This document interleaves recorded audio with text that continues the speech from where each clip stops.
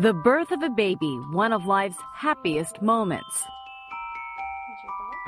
But for Kate and David Ogg, their elation came to a screeching halt after one of their twins, baby Jamie, born premature at 27 weeks, was pronounced clinically dead. Doctors told her, I said, Jamie didn't make it, we've lost him. The nurse handed the baby's limp body to his parents to say goodbye. But instead, the mother talked to her newborn when she could have been mourning him. This footage taken by her midwife. Jamie lay on his mother skin to skin for 2 hours. She cuddled him and stroked him and said, "Your twin sister Emily is fine." He started gasping more and more regularly. I'm like, oh my God, what's going on? She says the doctors told her not to get her hopes up. It's just a reflex. He can't be alive. Then a short time later, he opened his eyes. Kate put breast milk on her finger, held it at Jamie's lips, and he started sucking. Her doctors were in shock.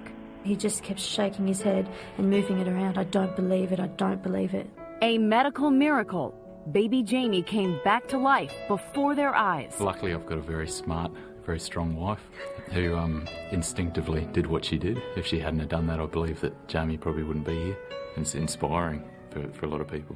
Magic in a mother's touch. Even doctors say there's something to it. Isn't it interesting that the body, the mother's warmth, the effort that she'd had up to that period of time was passing through to the child? That's pretty amazing. Jamie and his twin sister Emily are now 5 months old and happily living at their home in Sydney, Australia. We were lucky. Yeah. We feel so fortunate. So lucky. We're like the luckiest people in the world.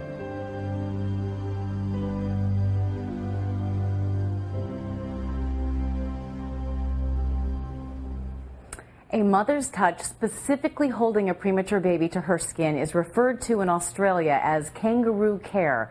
It has helped premature babies feed and keep themselves warm, but this takes it to a whole new level. One blogger said it best, "It just goes to show you how a mother's love trumps all the known measurable science." Anne. All right, thanks a lot, Amy. And we're lucky to have Kate and David Ogg here with us this morning, along with their twins, Emily, and their miracle baby, Jamie. Good morning to all of you. Good morning. Kate, I've got to ask you, at that moment, after giving birth, after being told this devastating news, what made you react as you did?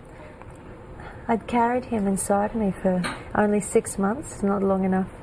But I wanted to meet him, you know, and to hold him and for him to know us as well. If he was on his way out of the world, we wanted for him to know who his parents were and to know that we loved him before he died. So you were loving him? Yeah, yeah. And talking to him? Yep. And telling him his name and his sister and how she was doing and all the things we wanted to do with him as he grew up. Trying to entice him to stay with us. We didn't want to let him go. You did. And you did? Yeah. Had you known about kangaroo care, this idea, before? Yeah, yeah. I'd read about it a few years back, about a woman having a premature baby and your body kind of acting as an incubator to keep them warm, and you know, they come out of you and all of a sudden there isn't the warmth or the smell of their mother or the sound of their heartbeat. And so putting him back on my chest was as close as he could have been to being inside me where he was last safe, you know. Over the course of those 2 hours, you were hoping that he would come back to life? Or had you given up? We'd resigned ourselves to the fact that we were going to lose him, and we were just trying to make the most of those last precious moments. I guess we thought it might have only been an extra 1 or 2 minutes we had with him at the time.